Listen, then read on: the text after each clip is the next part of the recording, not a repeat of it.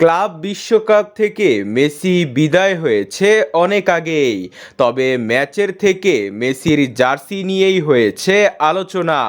Messi মাত্র 4 match খেলেছেন। 4 ম্যাচে সতীর্থ থেকে প্রতিপক্ষরা মেসির জার্সি নেওয়ার জন্য পাগল ছিল। ওসমান ডেম্বেলে তো মেসির জার্সি ও বুট সহ দুইটাই খুলে রেখে দিয়েছিলেন।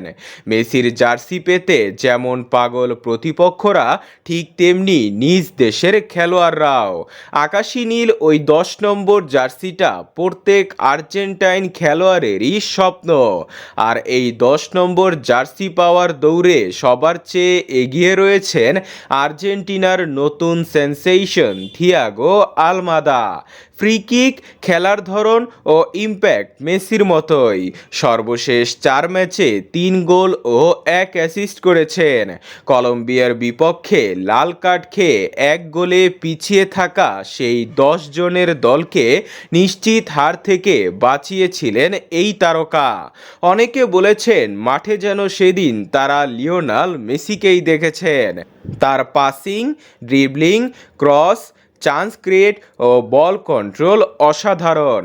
নাম্বার 10 হিসাবে আলাদাই দক্ষতা আছে আলমাদার। মেসির উত্তরসূরি হিসাবেও এগিয়ে আছেন।